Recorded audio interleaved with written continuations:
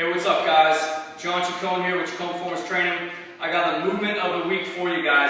And it's a movement you guys have all seen, you've all heard about probably 100, maybe not even 1,000 times.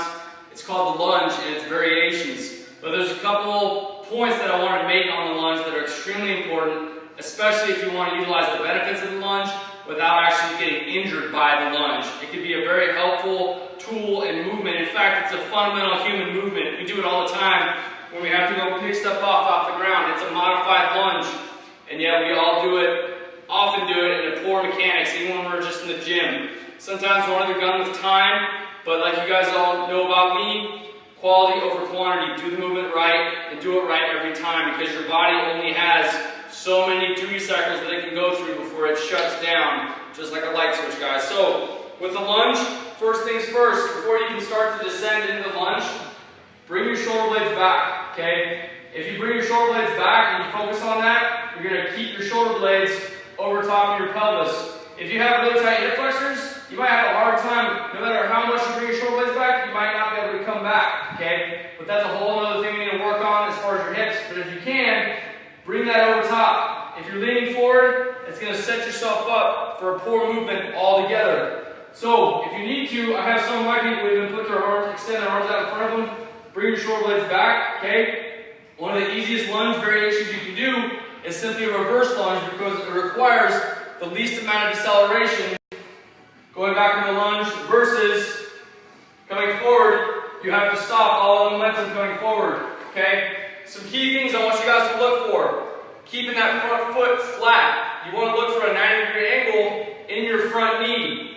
We want to avoid bringing our front knee in front of our toes, okay? This is what I always say. Even when you guys are doing like a walking lunge, you don't want this knee to track in front, okay? One, it's going to bring your heel up, but the whole thing I'm worried about is this patella bone right here, your kneecap. It can actually, it's causing shear stress with the joint right in there, and it's literally like shaving off a little bit of that joint and that bone every single time you do that, and it's going to lead to knee problems, okay? And you don't want that. You're going to have a bad day, whatever. Okay, so come down, toes straight ahead.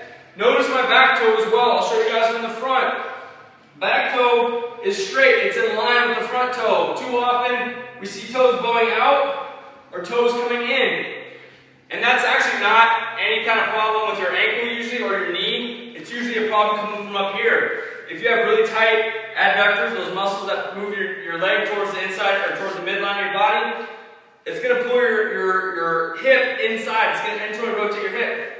Likewise, if you have really tight hamstrings and IT bands, it's going to pull that leg out. It's going to pull your femur out. And that's where soft tissue work, like lacrosse balls, foam rolls, all that stuff, comes into place. But again, reinforcing proper movement patterns is what's going to do it for you guys. So again, executing it under full control, shoulder blades back, head nice and neutral. Remember not to bring your head down. Wherever your head goes, your body's going to follow. Most people will allow the shoulders to come forward, come back. Another thing you can do as well, to make sure that your posture stays nice and neutral, squeeze this glute right here, guys.